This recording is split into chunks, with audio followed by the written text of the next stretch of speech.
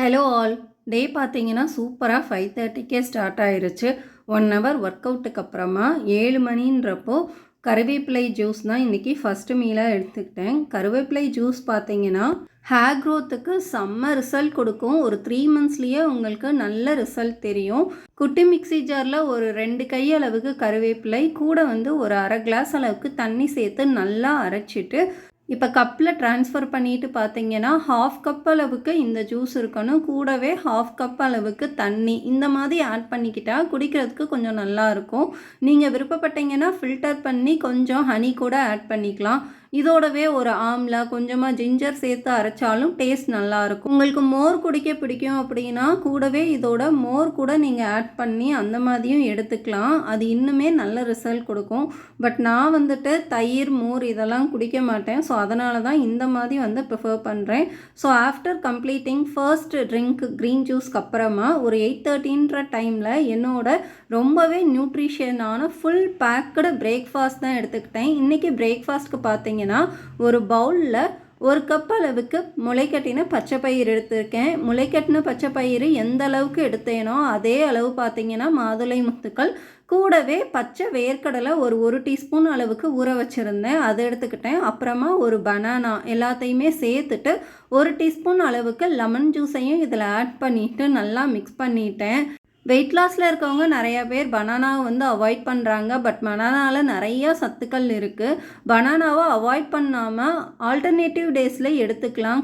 டெய்லியுமே எப்படி இதே மாதிரி பிரேக்ஃபாஸ்ட், லஞ்ச், டின்னர் இந்த மாதிரியான மெனுவை மெயின்டைன் பண்ணுறீங்கன்னு கேட்குறீங்க. இனிஷியலாக ஒரு 3 to 4 months ரொம்ப கஷ்டமாக இருக்க மாதிரி தான் இருந்துச்சு. பட் இப்போ எனக்கு இதை விட்டுட்டு யூஷுவலாக சாப்பிட்ற மாதிரியான இட்லி, பொங்கல் இந்த மாதிரியான பிரேக்ஃபாஸ்ட்லாம் சாப்பிடணுன்னா தான் என்னால் இப்போ மாற்றிக்க முடியல. 12:30ன்றப்ப லஞ்ச் பிளேட் ரெடி ஆயிருச்சு. இன்றைக்கி என்ன லஞ்ச் மெனுன்னு பார்த்தீங்கன்னா வெள்ளை பூசணிக்காய் போட்டு பாசிப்பருப்பு போட்டு கூட்டு, கூடவே இன்றைக்கி வரகரிசி சாதம், கொஞ்சமாக பீனட்ஸ் பாயில் பண்ணது. அடுத்ததாக பார்த்தீங்கன்னா மேரக்காய், தேங்காய்லாம் போட்டு பொரியல். வித்தின் ஒரு 1/2 hourலேயே இந்த லஞ்ச் மெனு எல்லாமே நான் ப்ரிப்பேர் பண்ணிட்டேன். ஃபஸ்ட்டு சாதம் வடிக்கிறதுக்காக தண்ணி சூடு பண்ணிகிட்ருக்கேன். இப்போ தண்ணி சூடானதுக்கப்புறம் அரிசியை போட்டோன்னா ஒரு 10 நிமிஷத்தில் இந்த ரைஸ் ரெடி ஆயிரும். பொதுவாக இந்த மாதிரி சிறுதானிய அரிசி எல்லாமே 5லேருந்து 10 நிமிஷத்தில் ரெடி ஆயிரும். பிசிஓடி, பிசிஓஎஸ் ப்ராப்ளம் இருக்கிறவங்கலாம் லோ கார்ப் டயட் ஃபாலோ பண்ணணும் தான் டாக்டர்ஸ் நிறையா பேர் சொல்லுவாங்க. லோ கார்ப் டயட் அப்படின்றது ரொம்ப கஷ்டமான விஷயமா, அதிகமான டைம் ஸ்பெண்ட் பண்ணுற விஷயமும் கிடையாது. அதே மாதிரி காஸ்ட்லியஸ்ட் டயட்டுமே கிடையாது. இருக்கிறதுலே ரொம்ப ரொம்ப சிம்பிளான டயட்டுன்னு கூட சொல்லலாம். இந்த லோ கார்ப் டயட் பார்த்தீங்கன்னா பிசிஓடி இருக்கிறவங்களுக்கு ஹெல்ப்ஃபுல்லாக இருக்கும். At the same time weight loss பண்ணுறவங்களுக்கும் ரொம்பவே அற்புதமான ஒரு டயட் பிளான்னு கூட சொல்லலாம். இப்போ சாதம் ரெடியானதுக்கப்புறமா அடுத்ததாக பாசிப்பருப்பு அப்புறம் வெள்ளை பூசணிக்காய்லாம் போட்டு கூட்டு தான் ரெடி பண்ண போகிறேன்.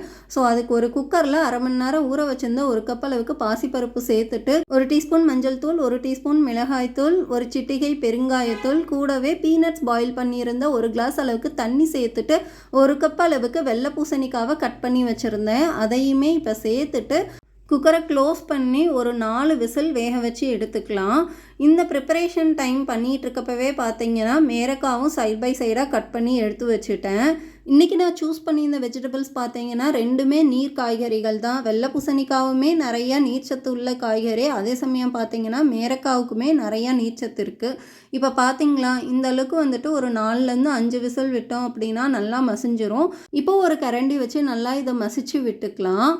இன்றைக்கி இருக்கிற குழந்தைங்கள்லேருந்து பெரியவங்க வரைக்கும் நிறையா பேர் இந்த மாதிரி நாட்டு காய்கறிகள்லாம் எடுத்துக்கிறதே கிடையாது. குழந்தைங்க கிட்டலாம் வெஜிடபிள்ஸ்ன்னு போய் கேட்டாலே கேரட், பீன்ஸ், பொட்டேட்டோ, பீட்ரூட் இதை தான் சொல்கிறாங்க. இதை தவிர்த்து இந்த மாதிரியான வெஜிடபிள்ஸ்லாம் குழந்தைங்களுக்கு தெரியவே மாட்டேங்குது.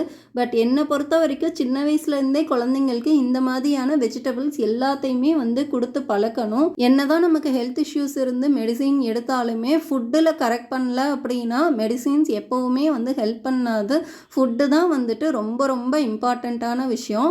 இப்போ இந்த பருப்பை நல்லா மசிச்சு விட்டதுக்கப்புறமா தேவையான அளவுக்கு உப்பு சேர்த்துட்டு தேவைன்னா கொஞ்சம் நீங்கள் தண்ணியும் ஆட் பண்ணிக்கலாம். நான் ரொம்ப திக்காக இருந்ததுனால கொஞ்சமாக ஒரு அரை கிளாஸ் அளவுக்கு தண்ணி சேர்த்து மறுபடியும் இதை ஒரு 2 கொதி நல்லா கொதிக்க விட்டு எடுத்து வச்சுட்டேன். இப்போ இதுக்கு நம்ம ஒரு தாளிப்பு கொடுத்துக்கலாம். ஸோ இப்போ ஒரு பேன் வச்சுட்டு இதில் ஒரு 2 டீஸ்பூன் அளவுக்கு நெய் ஆட் பண்ணிக்கலாம். இந்த மாதிரியான பருப்பு, கூட்டு இதுக்கெலாம் நெய் ஆட் பண்ணிங்கன்னா டேஸ்ட் ரொம்பவே நல்லாயிருக்கும். இப்போ இந்த நெய் சூடானதுக்கப்புறமா 1 டீஸ்பூன் அளவுக்கு கடுகு, 1 டீஸ்பூன் உளுந்து, கூடவே பார்த்தீங்கன்னா 1 டீஸ்பூன் சீரகம். பருப்பு குழம்புக்கெல்லாம் சீரகம் போட்டு தாளிச்சா தான் டேஸ்ட் ரொம்பவே நல்லாயிருக்கும். இப்போ இதில் கொஞ்சம் போல் கருவேப்பிலை சேர்த்துக்கலாம். கூடவே 2 காஞ்ச மிளகாவையும் சேர்த்துக்கலாம். வெயிட் லாஸில் இருக்கவங்க அதே மாதிரி நிறையா பேர் நெய், ஆயில் இதெல்லாம் வந்து அவாய்ட் பண்ணுறீங்க. இதெல்லாம் அவாய்ட் பண்ணணுன்றது கிடையாது. இதில் இருக்கிறது எல்லாமே வந்துட்டு குட் ஃபேட்ஸ் தான். லிமிட்டடான அமௌண்ட்டில் எடுத்துக்கிட்டால் இதில் எந்த ஒரு கெட்டதும் கிடையாது. பட் என்ன ஒரு விஷயம்னா, டயட் மட்டும் நமக்கு ஹெல்ப் பண்ணாது. கூடவே நீங்கள் நிறையா எக்ஸசைஸும் பண்ணணும். ரெண்டுமே சேர்ந்தால் தான் வெயிட் லாஸ்க்கு வந்து ரொம்பவே ஹெல்ப்ஃபுல்லாக இருக்கும். இப்போ இந்த தாளிப்பு கொட்டி இறக்கிட்டோன்னா நல்ல டேஸ்டியான பருப்பு கூட்டு ரெடி ஆயிரும். இப்போ அடுத்ததாக இதே பேன்லேயே தாளித்து விட்டுட்டு கட் பண்ணி வச்சுருந்த மேரக்காய் எல்லாத்தையுமே சேர்த்துட்டு உப்பு, மஞ்சள் தூள் மட்டும் சேர்த்துக்கிறேன். கூடவே ஒரு அரை கிளாஸ் அளவுக்கு தண்ணி சேர்த்துட்டு ஒரு 10 நிமிஷம் வேக வச்சோன்னா மேரக்காய் நல்லா சூப்பராக ரெடி ஆயிரும். பொதுவாக இந்த மாதிரியான நீர் காய்கறிகள் எல்லாத்துக்குமே தண்ணி கொஞ்சம் கம்மியாக தான் சேர்க்கணும். ஏன்னா இந்த காய்கறிகள்ல இருந்தே தண்ணி விடும். அப்புறம் ரொம்ப குழஞ்ச மாதிரி ஆயிரும். டேஸ்ட்டும் நல்லா இருக்காது. அட்லீஸ்ட் வாரத்தில் 2 நாளாவது இந்த மாதிரியான நீர் காய்கறிகள், நாட்டு காய்கறிகள்லாம் உங்களோட டயட்டில் இன்க்ளூட் பண்ணிக்கோங்க. இப்போ இதில் 2 பச்சை மிளகா, கொஞ்சம் போல் தேங்காய் ரெண்டையுமே மிக்ஸி ஜாரில் சேர்த்து அரைச்சி அதை வந்து சேர்த்துக்கலாம். இப்போ இந்த காய் குக் ஆனதுக்கப்புறம் இறக்கிற வேண்டியதான். நல்லா டேஸ்டியான மேரக்காய் பொரியல் வந்து ரெடி ஆயிரும். வெயிட் லாஸில் இருக்கிறவங்க இன்னும் நிறையா பேர் பண்ணுற மிஸ்டேக் என்னன்னு பார்த்தீங்கன்னா, நான் ஸ்டீம்டு வெஜிடபிள் சாப்பிட்றேன், வெறும் உப்பு மட்டும் போட்டு சாப்பிட்றேன், அந்த மாதிரிலாம் பண்ணுறீங்க. வெயிட் லாஸில் இருக்கவங்க அந்த மாதிரியெல்லாம் சாப்பிடணுன்னு அவசியமே இல்லை. நார்மலாக பொரியல் செய்கிற மாதிரி செஞ்சே சாப்பிட்டுக்கலாம். டைம் பார்த்தீங்கன்னா ஒரு 4 மணி ஆயிடுச்சு. It's my tea time. Tea coffee தான் வெயிட் லாஸில் ஸ்கிப்பப் பண்ண வேண்டியதுன்னு நிறையா பேர் நினைப்பீங்க. டீ காஃபியை ஸ்கிப்பப் பண்ணணும்னு இல்லை, எந்த ஃபார்மேட்டில் எடுக்கிறோன்றதுல தான் விஷயமே இருக்குது. நான் ரெகுலராகவே வந்து பிளாக் டீ தான் எடுத்துக்குவேன். ஸோ அதுக்கு பார்த்தீங்கன்னா ஒரு பாத்திரத்தில் 1.5 கிளாஸ் அளவுக்கு தண்ணி சேர்த்துருக்கேன். தண்ணி சூடானதுக்கப்புறமா 2 டீஸ்பூன் அளவுக்கு டீ தூள் சேர்த்துருக்கேன். இந்த டீ தூள் பார்த்தீங்கன்னா பிளாக் டீக்குன்னே தனியாக இருக்கும். நான் ஊட்டிக்கு போனப்போ வாங்கிட்டு வந்திருந்தேன். இந்த டீ தூள் பார்த்தீங்கன்னா பிளாக் டீக்குன்னே ஸ்பெஷலாக இருக்குது. இதில் நீங்கள் மில்க் டீ செஞ்சீங்க அப்படின்னா நல்லா இருக்காது. பட் இது என்ன பிராண்ட் அப்படின்றது தெரியல, நான் மறந்துட்டேன். ஸோ இப்போ இது நல்லா கொதித்ததுக்கப்புறமா இதை ஃபில்டர் பண்ணி அப்படியே எடுத்துக்க வேண்டியதான். நீங்கள் தேவைப்பட்டதுன்னா இதில் லெமன் ஜூஸ் கூட ஆட் பண்ணி லெமன் டீயாகவும் எடுத்துக்கலாம். தேவைப்பட்டதுன்னா ஹனி கூட ஆட் பண்ணிக்கலாம். பட் நான் வந்துட்டு ரெகுலராகவே இதை தானே கன்சியூம் பண்ணிகிட்ருக்கேன். ஸோ எனக்கு வந்து இது பழகிருச்சு. நல்ல ஒரு ரெஃப்ரெஷிங்கான ட்ரிங்க்குன்னு கூட சொல்லலாம். அடுத்ததாக பார்த்தீங்கன்னா ஒரு 5:45 அப்படின்றப்ப என்னோடய டின்னர் டைம் ஸ்டார்ட் ஆயிருச்சு. யூஷுவலாக எனக்கு ஹாலிடேஸாக இருந்ததுன்னா பிஃபோர் 6 என்னோடய டின்னரை வந்து கம்ப்ளீட் பண்ணிடுவேன்.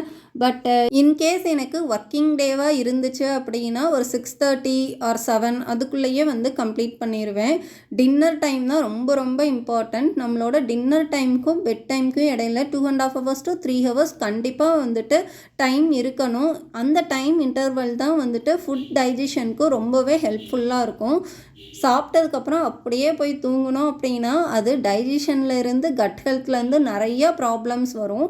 ஸோ இந்த விஷயந்தான் வந்து ரொம்ப ரொம்ப இம்பார்ட்டண்ட்டான விஷயம். இப்போ ஸ்டவ் ஆன் பண்ணி ஒரு குக்கரில் ஒரு 2 டீஸ்பூன் அளவுக்கு தேங்காய் எண்ணெய் சேர்த்துருக்கேன். இன்றைக்கி டின்னருக்கு என்ன மெனுன்னு பார்த்தீங்கன்னா சம்பா ரவை கிச்சடி தான் செய்ய போகிறேன். ஸோ குக்கரில் செஞ்சிட்டோம் அப்படின்னா வேலை ரொம்பவே ஈஸியாக முடிச்சிடும். ஆயில் சூடானதுக்கப்புறமா கடுகு, உளுந்து, கருவேப்பிலை, பச்சை மிளகா, கூடவே வந்து வடக்கடலை பருப்பு இதெல்லாமே சேர்த்து நல்லா பொரிஞ்சதுக்கப்புறமா இதில் கேரட், பீன்ஸ் ரெண்டையுமே வந்து சேர்த்துருக்கேன். இந்த வெஜிடபிள்ஸ் தான் சேர்க்கணுன்றது கிடையாது. நீங்கள் விருப்பப்பட்டீங்கன்னா கூடவே பச்சை பட்டாணி, உருளைக்கிழங்கு இந்த மாதிரியான வெஜிடபிள்ஸுமே வந்து ஆட் பண்ணிக்கலாம். நான் இன்றைக்கி கேரட், பீன்ஸ் மட்டும் சேர்த்துருக்கேன். கூடவே கொஞ்சம் கொத்தமல்லி, அப்புறம் உப்பு சேர்த்துட்டு நல்லா கிளறி விட்டுக்கிறேன். இந்த கிச்சடி பார்த்தீங்கன்னா தேங்காய் எண்ணெயில் செய்கிறப்ப டேஸ்ட் ரொம்பவே நல்லாயிருக்கும். இப்போ ஒரு கப் வந்து சம்பா ரவையை ஆட் பண்ணிக்கிறேன். இப்போ இதை ஒரு 2 minutes நல்லா இந்த மாதிரி கிளறி விட்டுக்கோங்க. இந்த அரோமா வந்து ரொம்பவே நல்லாயிருக்கும். இப்போ இதில் 1 கப் அளவுக்கு சம்பா ரவைக்கு 4 கப் அளவுக்கு தண்ணி ஆட் பண்ணால் சரியான அளவாக இருக்கும். குக்கரில் செஞ்சோன்னா ஒரு 5 நிமிஷம் வேலை தான். ஆக்சுவலாக ஹெல்த்தியாக சமைக்கிறதுனா நிறையா சமைக்கிறது, ரொம்ப நேரம் கிச்சன்லேயே டைம் ஸ்பெண்ட் பண்ணி சமைக்கிறது கிடையாது. நம்ம சமைக்கிற டிஷ்ஷஸ் பார்த்திங்கன்னா ஹெல்த்தியாகவும் இருக்கும், அட் த சேம் டைம் குயிக்காகவும் வந்து கம்ப்ளீட் பண்ணிடணும். இல்லை அப்படின்னா நம்மளுக்கே வந்து போர் அடிச்சிடும், என்னடா எப்போ பார்த்தாலும் கிச்சன்லேயே இருக்க மாதிரி இருக்குது அப்படின்னு சொல்லிட்டு. ஸோ நிறையா சமைக்காமல் எப்படி ஸ்மார்ட்டாக சமைக்கிறதுன்னு வந்து யோசிங்க. நம்ம சேனலில் இருக்க ரெசிபீஸ் எல்லாமே பார்த்திங்கன்னா ரொம்ப ரொம்ப கம்மியான டைமில் குவிக்காக வந்து செய்கிற மாதிரியான ரெசிபீஸ் தான் நான் போஸ்ட் பண்ணியிருப்பேன். உங்களுக்கு விருப்பம் இருந்ததுன்னா நீங்கள் செக் பண்ணி பார்த்துக்கோங்க. இப்போ வந்து நம்ம குக்கர் க்ளோஸ் பண்ணி ஒரு 2லேருந்து 3 விசில் வேக வச்சு எடுத்தோம் அப்படின்னா நல்லா டேஸ்டியான சம்பா ரவை கிச்சடி வந்து ரெடி ஆயிரும். நல்ல ஒரு ஹெல்த்தியான டின்னர். கூடவே பார்த்தீங்கன்னா 1 கப் அளவுக்கு சர்க்கரை எதுவுமே சேர்க்காத பால். ஸோ அட் தி லாஸ்ட் வீடியோவோட எண்டுக்கு வந்துட்டோம். இவ்வளோ தான் என்னோட 1 டே மீல் பிளான். டெய்லியுமே இந்த மாதிரியான லோ கார்ப் டயட் தான் இருக்கும். ஸோ இந்த லோ கார்ப் டயட் தான் ஒரு 7 to 8 இயர்ஸாக நான் ஃபாலோ பண்ணிகிட்ருக்கேன். அதுக்காக சீட் மீல்லாம் கிடையாதான்னு கேட்காதீங்க. எப்போயாவது சீட் மீல் உண்டு, ஒரு 3 monthsக்கு ஒன்ஸ், 4 months ஒன்ஸ் அந்த மாதிரி.